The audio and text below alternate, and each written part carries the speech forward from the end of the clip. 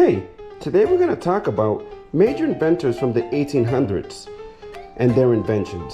So it's the likes of Alexander Graham Bell, who created the telephone, Orville and Wilbur Wright, who invented the airplane, Walter Hunt, Isaac Singer, Elias Howe, who created the sewing machine, Nikola Tesla, who created alternating current, George Eastman, who created the Kodak camera, Thomas Edison, the light bulb, Samuel Morse, who created the telegraph, Charles Goodyear, who created vulcanized rubber, and Cypress McCormick, who created the Reaper.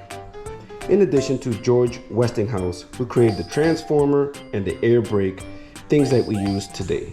So let's go into it. Follow me. Hey, how you doing? Do you know what this is? I don't know, it looks familiar. Seems like it's made out of metal. I'm not too sure. Can I jump on it? Oh yeah, that is strong. Well, it's called a telephone. Telephone? Wow, who created the telephone? The telephone was invented by Alexander Graham Bell. Alexander Graham Bell invented the telephone? Wow, what was the first thing he said when he invented the telephone? Wow, the first telephone was made on March 10th, 1876. Can you imagine that? Wow, that was a long time ago. For sure it was. And he made it to his assistant, Thomas Watson. All right? And what do you think he told Watson?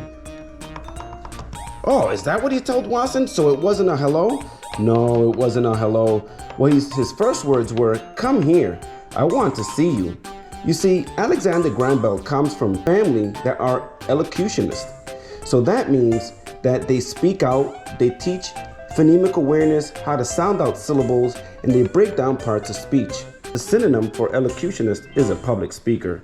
Wow, that's interesting. The reason why Alexander Graham Bell had an interest was because his mom was deaf, and so was his wife. And deaf is the inability to hear, limited hearing. This led to Bell to research hearing and speech, and his work led to working with people that are deaf. And this culminated in inventions that changed the world. Now, this is the phone. And what you do is you hit a couple of buttons on your phone. Beep, beep, beep, beep, beep. After you hit those few buttons, it's going to ring on the other side. So I'm going to place a phone call to you. Hello? Yes. Hi, my name is Susie. What's your name? Oh, my name is Mr. L. Mr. L, what do you do for a living? Well, I'm an inventor. I'm not an inventor like Alexander Graham Bell, but I like to invent things like flips, running, jogging, and running as fast as I can. The next awesome invention was the airplane.